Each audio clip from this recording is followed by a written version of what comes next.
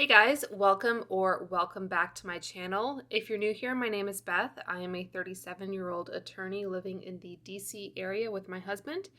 And for today's video, we are going to be doing a swatch video of the new LORAC Unzipped Amor eyeshadow palette. So as far as I am aware, this is the third LORAC Unzipped palette that they have released. So I have the original here. This was just called the Unzipped Eyeshadow Palette, and that is what that looks like. And then they also released the LORAC Unzipped Gold Palette, which looks like so. So I'm very curious to try this one out. It's gotten, I think, a few mixed reviews, partly because people were familiar with these palettes, especially the original, and I think they might have changed up the textures in this palette a little bit. So before we get into any comparisons or that kind of thing, I'm just going to give you some of the basic palette information here. So this retails for $39 and I purchased it from Macy's. I was actually able to get, I think, 15% off because they were running some kind of sale at the time. So I paid, I think, closer to $35.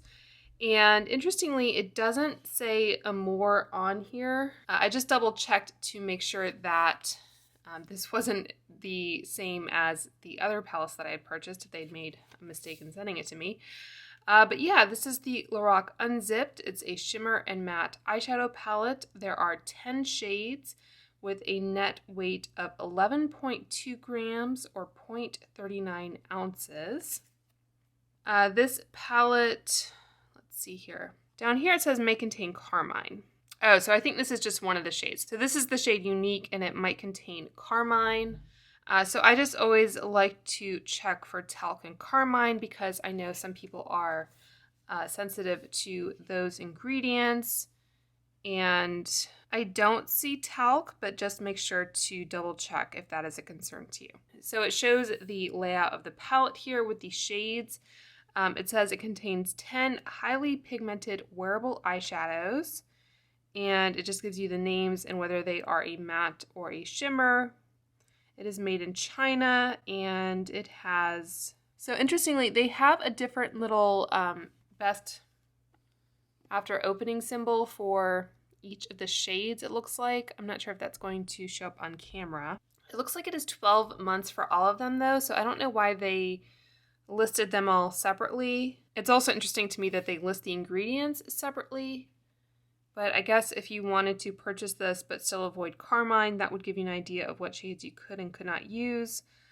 Generally, the ingredients for a palette are all just kind of mixed together. This one here, for example, does reference 2 shades, that is Unparalleled and Undivided. So this one and that one, for whatever reason, were combined. Okay, so I'll go ahead and open this and show you what is inside. I did find it interesting that the price point doesn't seem to be that much different from what the original palettes were. As I'm sure we're all aware, with normal inflation and especially what's been going on recently, everything seems to be more expensive. But as I said, this one retails for $39. The original Unzipped, which I purchased in December of 2013, so this is definitely past the 12-month shelf life. This one might have actually been 24 months, but regardless. Anyway, I purchased this one in December 2013 and I paid $40 and it currently retails for $39. So they seem to have actually dropped the price on this one. The Unzipped Gold is currently $35. I'm not sure why this one is slightly cheaper. I purchased this one in September of 2018. And I only paid $15 from it. I think I picked this one up from Kohl's. They were having some kind of sale or promotion or whatnot. Okay, so as you can see, they have changed the finish slightly. This one is kind of a like satin pink iridescence.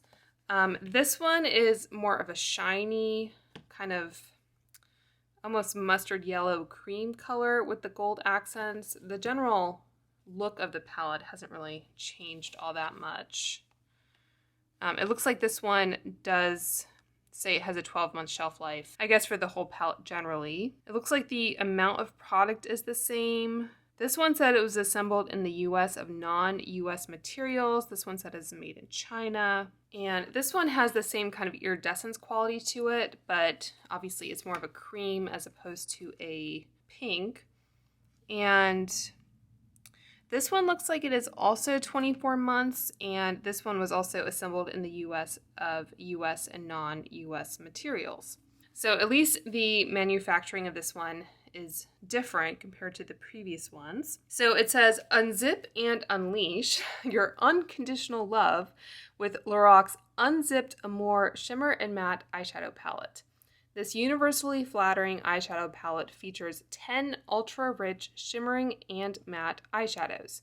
Be unzipped, unpredictable, and uninhibited. So we'll take a look inside. It does have a mirror, as you can see, that has a little plastic protector. It does have a little sheet of plastic there. So they say the easy-to-use, highly pigmented, and silky smooth finish allows for long-lasting wear and seamless application.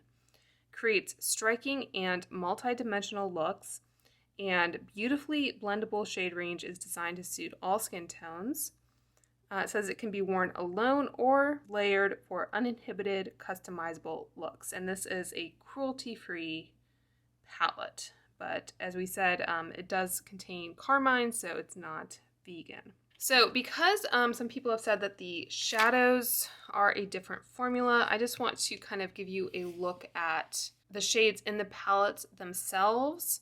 And I think even based on how they look in the pan, you can see that these look maybe a little bit more chunky and textured, which is not necessarily a bad thing, it's just different. So this one was the gold palette, and then the original looks like so. So I think you're definitely veering towards the more satin metallic side of things with the original. So I'll try to do some kind of swatch comparisons just for texture at the end, but as I said, this is a swatching video, so we're going to be doing swatches of this new palette. And to just quickly run through the materials I like to use for swatching. So generally I swatch on a primed arm, and this is my little collection of primers that I like to reach for because they're easy to dispense.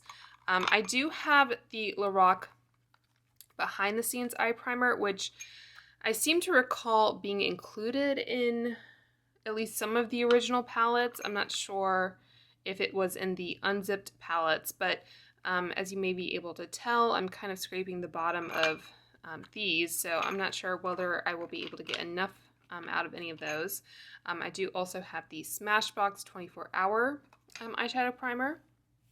So I like to do finger swatches, but then I also like to do brush swatches. So for me, that kind of gives me an idea of how these shadows will best perform on the eyes.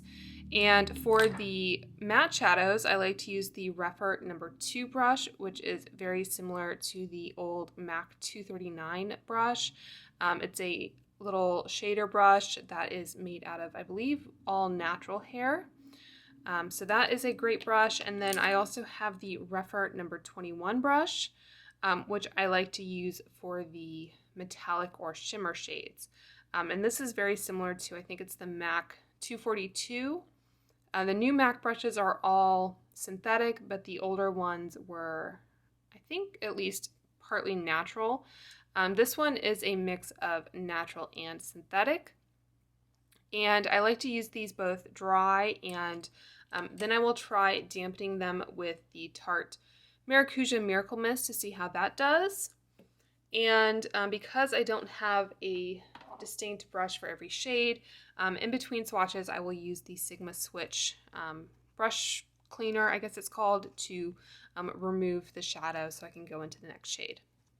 Okay, so I think that is everything I need to cover at the outset, so I'll go ahead and see if I can dispense some of this LORAC primer, which, as I said, these are all getting to the end. I think I need to just toss some of these. Okay, so I think all of those are pretty much done. So I'm going to try this Smashbox primer. Like I said, I wanted to try using the LORAC because it's the same brand, but okay, so once the primer is applied and set, I'll go ahead and go in with the first row here. Hopefully I can fit everything on the same arm. Okay, so the first shade is called Unity, and this is a matte blush pink. The next one is called Unabiding. This is a sparkling rose or rosé.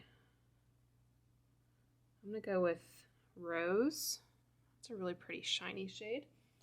Next one is Unfaltering. This one feels nice and creamy. So that is a matte soft taupe. It's kind of my bread and butter type shade. And then we have Universal, which is a shimmering metallic copper, which looks like so. All right, so I'll go ahead and put these down. So there's Unity. And then Unabiding. Okay, so definitely more of a crumbly shade. I think that actually was the Unfaltering shade, which finger swatches of matte shades can sometimes be a little difficult. This one seems nice though in that it does have that kind of slight sheen to it, which I think is nice to help things blend a little bit better. I don't think I left enough room for that Unabiding shade actually, in terms of doing both a dry and a wet brush. All right, so there is one more matte shade, and this one I will try to give enough room. So this one is a matte magenta. So go right there for that one. So I like to do my swatch videos on kind of an untouched palette, so we get a better idea of what the, I guess, swatching or use kind of does to a untouched palette. But so far I think enjoying how these are applying.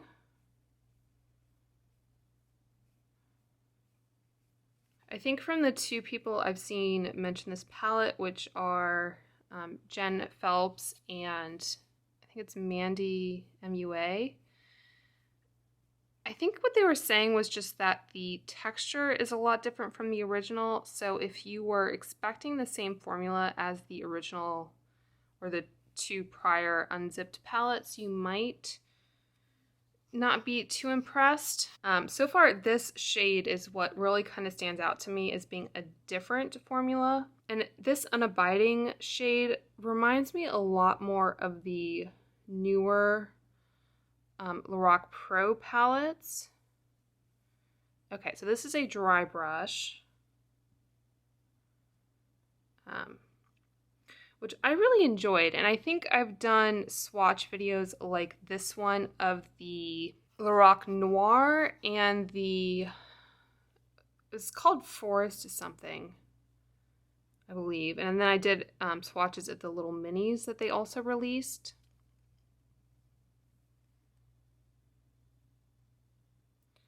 And so I was actually a little surprised that they decided to release another Unzipped palette as opposed to the other Pro kind of palette format. But if you did enjoy that other formula and those other palettes, you might like this one, is my kind of thinking so far. Okay, so I think I can just maybe squeeze in a wet brush swatch in here, and then I'll squeeze the universal swatch here. So as I've said before, there are different ways of going about this. You can either wet your brush and then put it into the shade, or you can try to pick up product and then wet it. I think for this one, I'm just gonna go ahead and wet my brush and then go into Unabiding.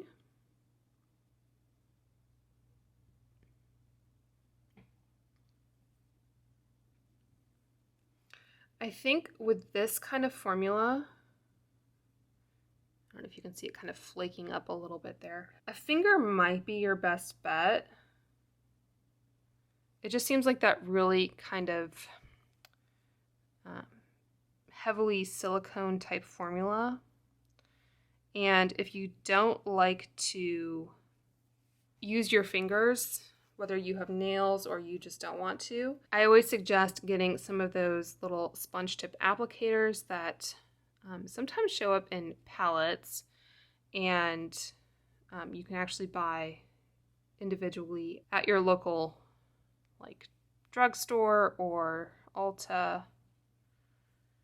So I think with this one, the wet brush did help a little bit with the opacity and reflect of this shade. This is more of your, I guess, kind of typical metallic shade.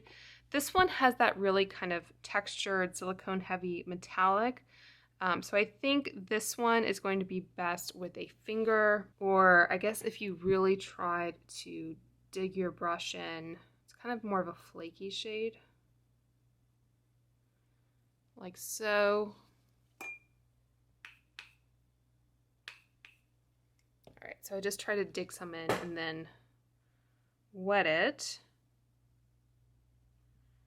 Yeah, it doesn't really give you a very smooth application there.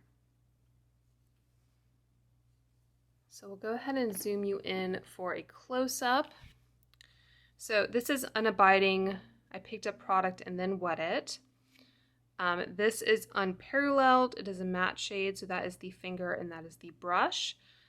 With these shades, I think the finger swatches actually performed pretty well. Sometimes matte shades, especially on a primed arm that hasn't been set, the matte shades tend to look a little patchy. It's just a little harder to get a very smooth application with a matte shade sometimes, especially on like a slightly primed or dampened arm, I guess. But these actually performed pretty well, and I'm guessing it's in part because they do have that very slight sheen to them. So I think that just helps with the blending. I don't know that those would read other than matte on the eyelid, but I think that formulation in particular just seems to help things blend a little bit better. Okay, so for universal here, we have the finger, dry brush, wet brush, and again, this is where I dampen the brush before going into the product. And then we have unfaltering here. This is the finger and that is the brush. I could probably build this up a bit. And LORAC is one of those brands that I tend to think of when I just want something kind of easy. So even there, like it's not a super dark shade when you're using a brush, so that is probably where most people are going to use this. If you have like a medium or darker skin tone, I'm not sure how much this will show up on you, so just be aware of that. You have this kind of darker, more cranberry shade here, or magenta, I guess they called it. So we'll see how Uncommon does in the second row, which is this more like terracotta shade. But anyway, that would be, I think, a nice kind of transition shade for a lot of people. And then we have Unabiding, which is that more textured shade. So we have the finger and the dry brush. And then I think that was the wet brush. I know they kind of blend together. And again, that was the wet brush where I picked up product and then sprayed it. And this is the wet brush where I sprayed the brush and then went in. And then finally we have Unity, which is going to be a little hard to see because it blends in a bit to my skin tone. But this is the finger and that is the brush. So that one is not a cream shadow, but I think I could probably use it the same way that I use a cream shadow a lot of times, which is to kind of set my primer and then also to blend out any kind of harsh edges from the crease that I need to. So I'll give you one last look.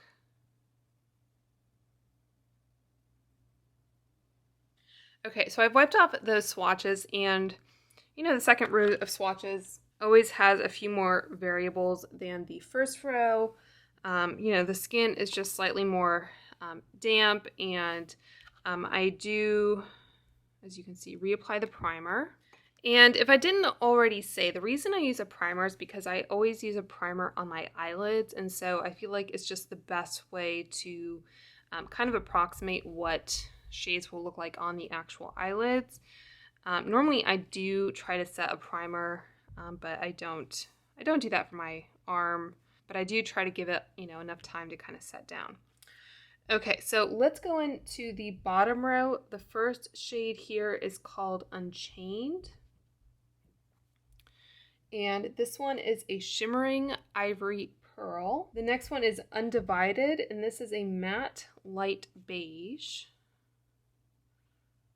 Also feels nice and creamy. So the next one is Unbroken, which is a sparkling rose gold.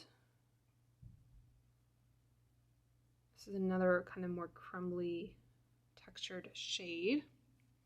Got a lot of product on my finger there. And then finally we have Uncommon, which is a matte pink coral. I'll have to wipe off my fingers before I go in for that last shade there. Okay, so we have Unchained and Undivided and Unbroken. Like I said, I picked up a lot of pigment. And then finally, we have Uncommon.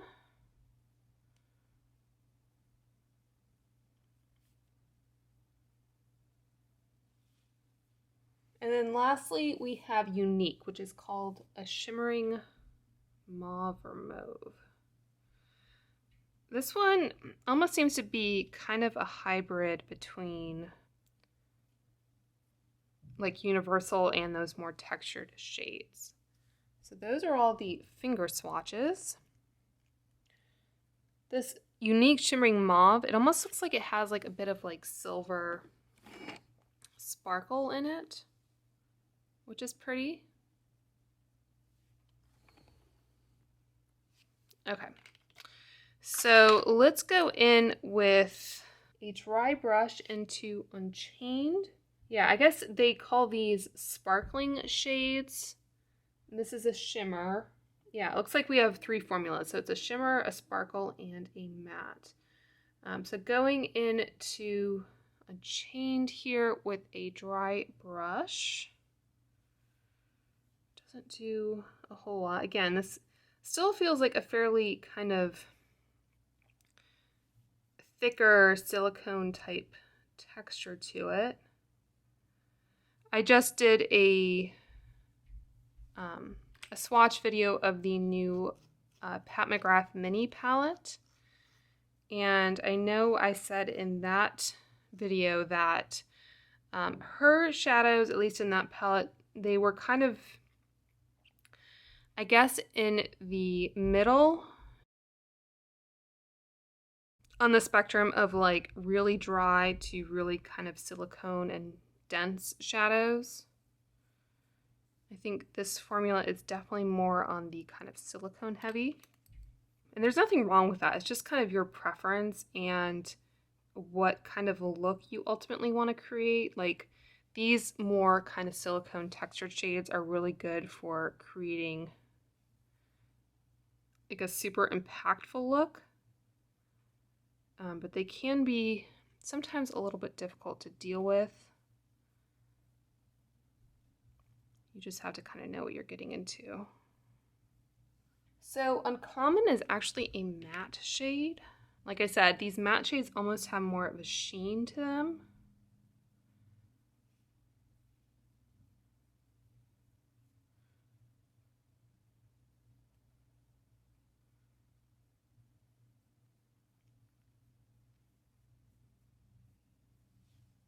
And then finally on a dry brush, go into Unique here.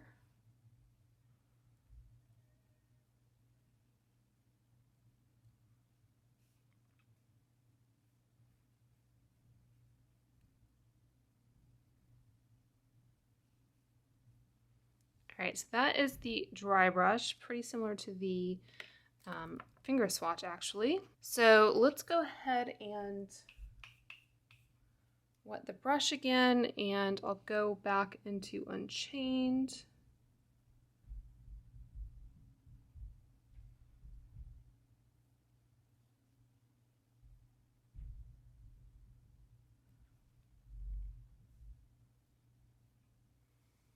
Yeah, it looks like a finger is going to give your best application there.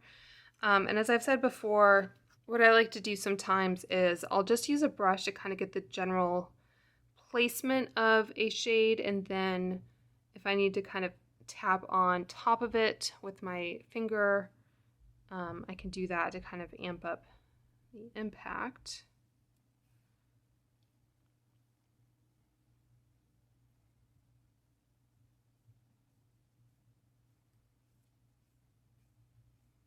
I might try picking up the brush and then wetting it again just to see how it does with this one.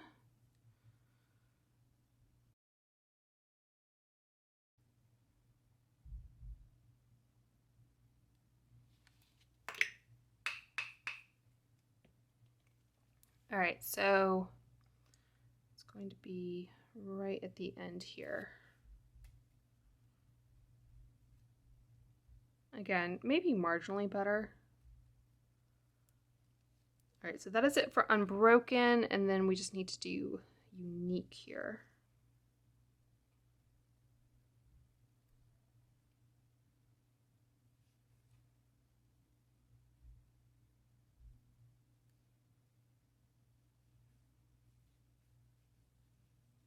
Yeah, I think all of those are pretty similar. Okay, so going down the line here, we have that Sparkling Unbroken shade. This is Picked Up and Then Wet. We have Unique, so that is finger, dry brush, wet brush. All pretty much the same in my opinion. We have Uncommon, that's finger and then dry brush. We have that Sparkling shade again, so that is finger, dry brush, and then a brush that is wet and then going into the product.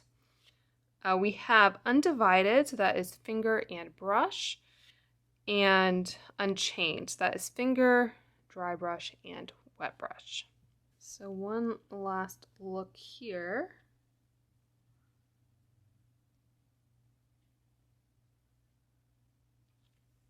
All right, so I'll let you take a look at how badly I've destroyed the palette as I am removing these swatches.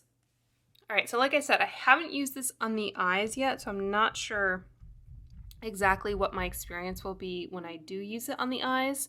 I'll try to mention it in a future video, but I do like to do swatch videos on kind of an untouched palette.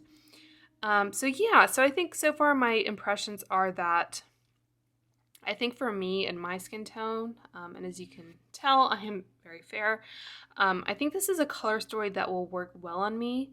LORAC does tend to be, I think, a company that is very friendly to pale-skinned individuals in terms of their color stories and pigment levels.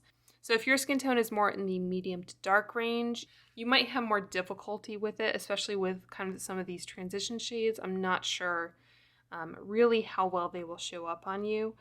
If I were to critique the color story, I think we could have subbed in a darker matte brown, for example, for one of these, maybe Undivided, because I think functionally Undivided and Unity might kind of fill the same role. Undivided didn't really look that dark. Let's just go ahead and go into all these kind of more matte neutral shades.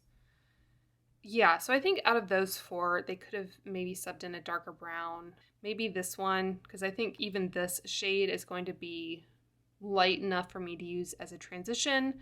And they're both pretty neutral. This one might have a little bit more of a yellowy kind of tint to it. This one definitely has more of that kind of warmth, terracotta-ness. But yeah, I think they could have done that to make it a little bit more universal, which ironically is a word beginning in UN.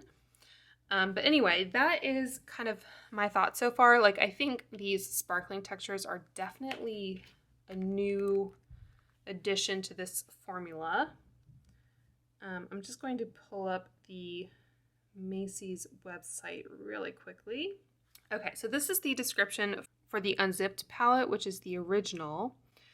And it has mattes and shimmers. I think those are the only two textures I see. Okay, so going into the gold.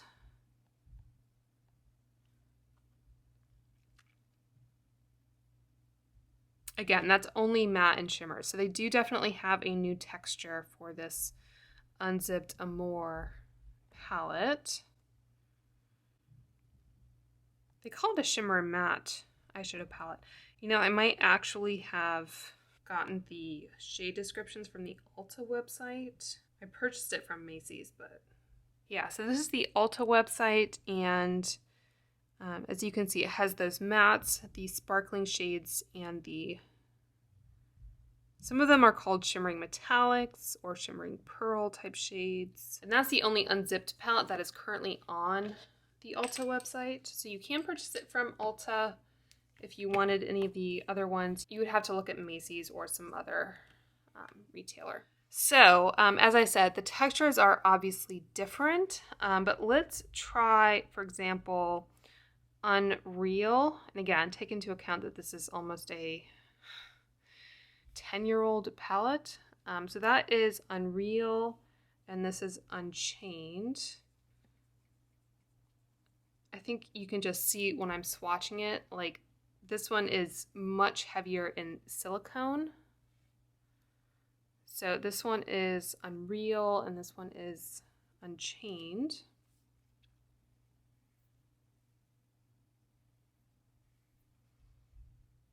So in terms of like finish, I don't see a huge difference there. They feel different for sure. And again, this other palette is quite old. But this new shade or texture, formula, whatever, definitely gives you more, I think, sparkle.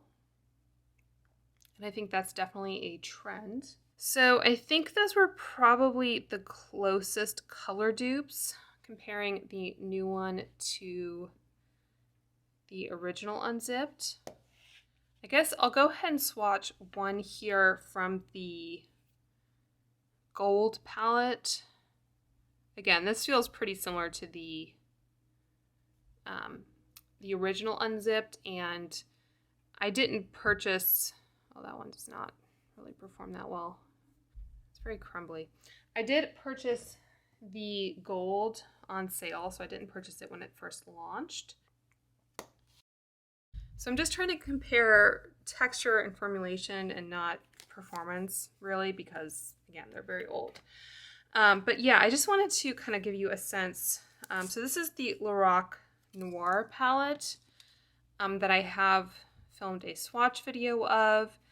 And let's just take a look at like Unbroken.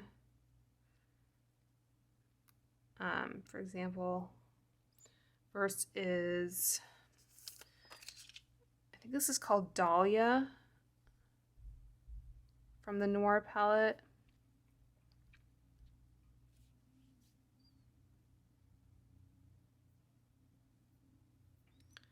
So not identical, but similar. And I think the formula is much closer to these new Pro palettes compared to the older Unzipped. And as you can see with these ones, there are definitely more shades. This one is called Stardust. So yeah, so I think this new Unbroken shade is a little bit warmer, and Noir in general is a more cool toned palette. But again, I'm just trying to give you a sense of formula. So there is a full swatch video of that Noir palette, and I've also filmed a swatch video of the Fairy Tale Forest, like I mentioned. The nice thing about these palettes, they are called pro palettes, which I don't know if this is really kind of ideal for a pro either. But the idea is that you would be able to pop the pans out. So that is what the Fairy Tale Forest palette looks like. And this one is called Pine, I believe, which doesn't make a whole lot of sense.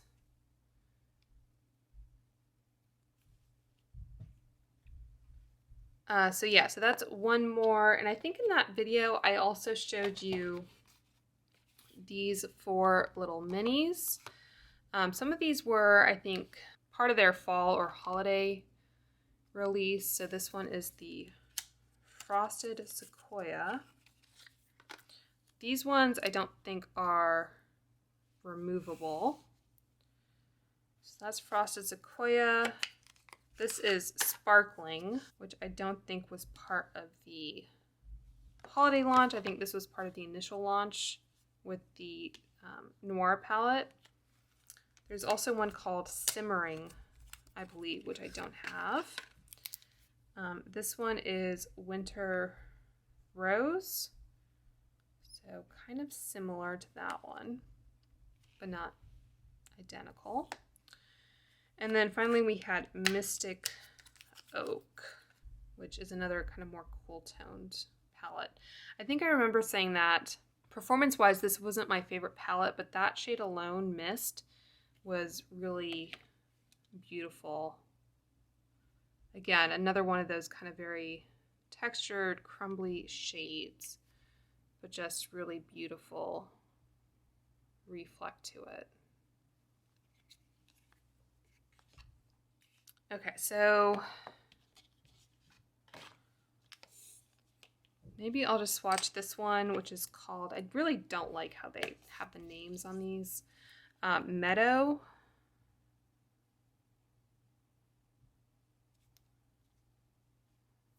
Yeah, I mean, really, like, one copper eyeshadow versus another. I'm not sure how much it really matters, one copper over another on the eyes, but at least they're not kind of reusing the same shade, I guess. And just quickly to show you the other ones that I have, this one is called the Soleil palette, which I haven't swatched, so this one is looking much more pristine. I guess, let's try. So this is Unbroken. Again, it's a very, my hands in general are just full of sparkle at this point. This one is called Mojave. That one is more of your kind of traditional shimmer. This one is called Euphoria. So that one's darker. This one is called Desert Rose. So again, like, definitely different, but not sure how necessary it is to pick up a palette just for like one specific tone. And then the last one I have here that I can share with you is the Meraki palette. So again, this is one that I haven't filmed a video about. I think this palette was just in the like premium BoxyCharm, I want to say. So it may show up in an add-on store. This one is also a slightly different form factor. I'm trying to get this one to stay open. And you can see it's like taped when you first get it. Okay, so that is what the Meraki palette looks like. And with this one, again, my hands are just full of sparkle at this point. I guess I can try to swatch on my right hand. So this one is, again, Unbroken. And this one is called Rose Quartz. You can see the pans are smaller.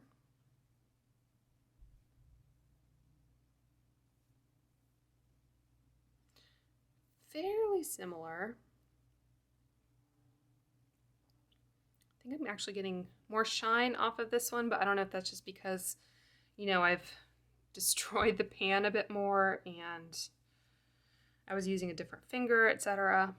So yeah, I guess my point in general is that if you wanted all of these shades to be like the original LORAC Unzipped, you will be disappointed because I think these two shades are definitely different.